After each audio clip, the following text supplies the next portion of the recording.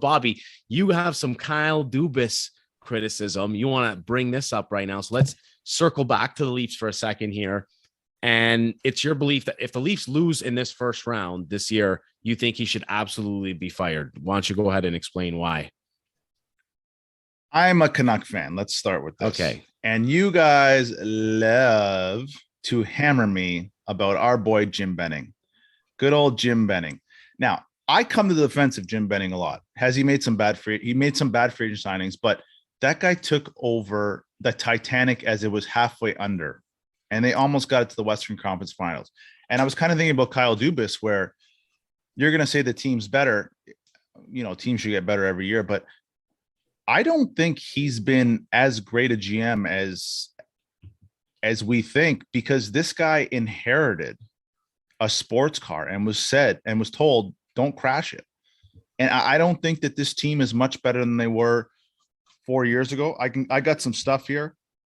I believe he overpaid Marner. He didn't get the right term for Matthews. The goaltending, I think, is worse. Nylander held out for half a year to sign an average contract. I don't think that this team is substantially better than it was 2, 3, 4 years ago. So I think he inherited a great situation and he hasn't made it. I think so. I mean, okay. you inherited. Okay. Since you're reading your notes, go ahead and read those notes and tell us who are the defensemen when he inherited this team. Please read out the defensemen for this team. I did not write down the defensemen, but okay. So let's talk about it then, because I could tell you who it was.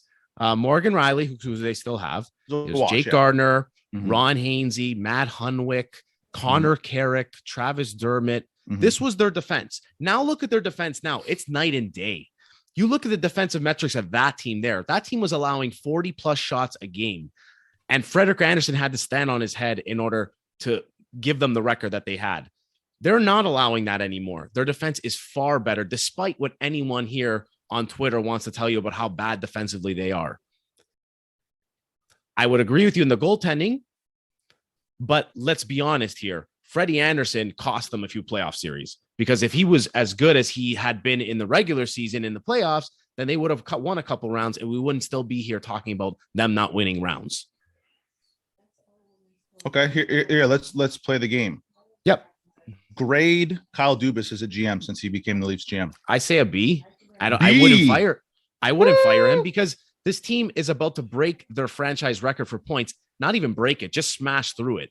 So the team has gotten better in points pretty much every year, other than the year where they lost to Columbus. That year was not a good year. Since then, they've turned it around. They had a solid year last year.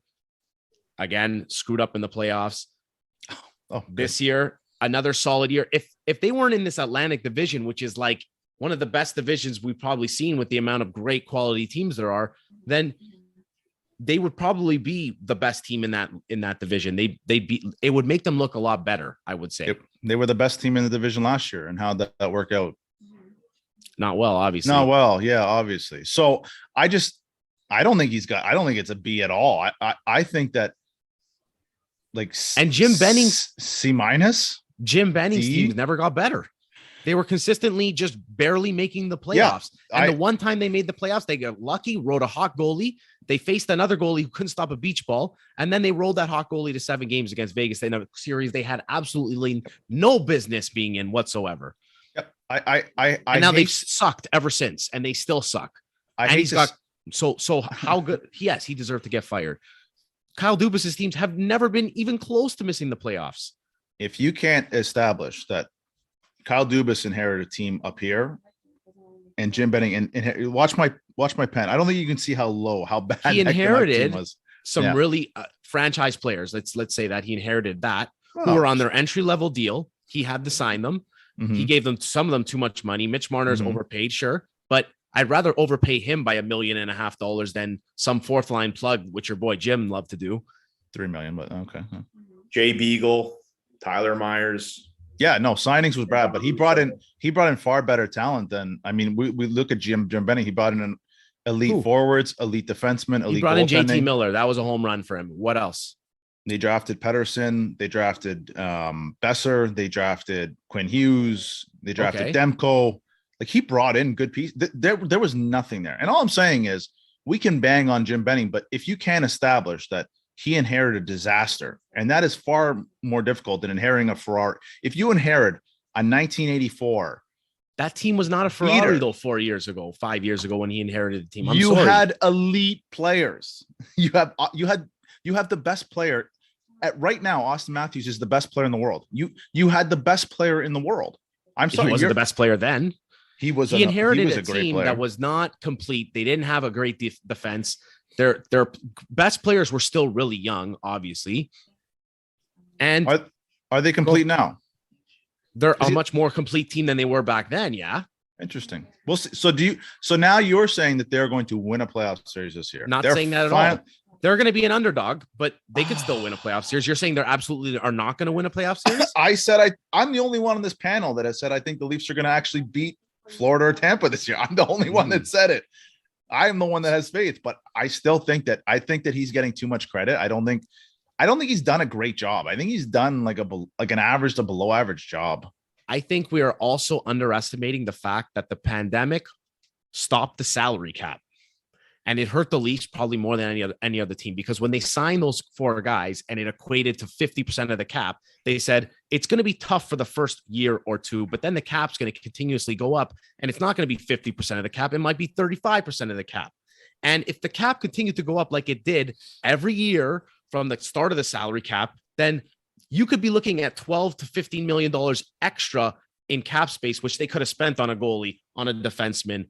But they've had to navigate, and the team has gotten better with points with a flat cap in that time frame. You also have to factor in some of the under the radar moves he was able to pull, putting himself in cap hell to begin with, but be able to bring in Bunting at under $1 million, bringing in like dart throws and actually working out. Kasha, who's been okay. Like the guy's been good. He's to me, Kasha is actually a pretty key player in this team. I know Rod doesn't like him because he has a glass jaw, but even I like the Richie for Labushkin deal. How about acquiring the David Clarkson contract to put it on LTIR to sign Marner? Okay, the contract for Marner is still out there, but being able to do that, you have to get creative with stuff like this, right? So doing that, to me, his best move was bringing in Brendan Pridham, because that's the guy who wrote the cap, the salary cap thing, right? So like there's little things like that. In the draft, he was able to draft down to get, guys like Sandin, when you're thinking they're not going to grab anything, you move down and actually acquire guys who are actually in this lineup. Sandin being one of them, drafting Nyes in the second round, late round hits like I'm going to say Abruzzese, but some guys will say Abruzzese. I can't stand when they do that. The radio today. So I know these are, again, Darth rules, but they're things that you have to do when you're a GM against the cap. You have to bring in guys on entry-level deals or guys from Europe. That makes a good GM too. You have to be able to make moves that are like where we don't kind of only have tunnel vision, moves that are kind of outside the box and hoping that they move. At the end of the day, you got to win. I'm not saying the guy's an amazing GM. We're not having this conversation if they don't win at least, to me, 2 rounds, right? So, but he ain't playing.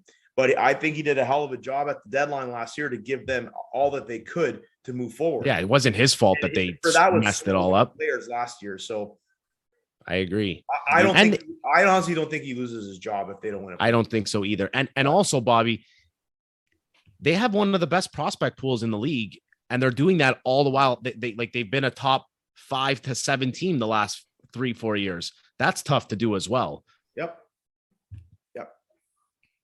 Prospects are, who know? No, because I don't know, but prospects, we don't know, right? You like Philadelphia has the best prospect system for like the last 6 years, and they're no. The Kings have the best prospect. No, but Philly for like the last 7 years, because they had.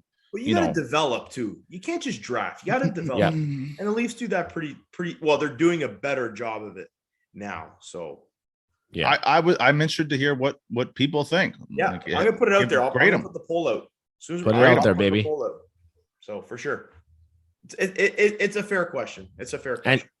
And you could leave comments below. What grade would you give Kyle Dubas's tenure here as GM of the Maple Leafs? And also tell us your biggest winners and losers of this trade deadline. We want to know. Drop it down below. Subscribe, like, comment, all that fun stuff. We appreciate it all, guys. Thank you.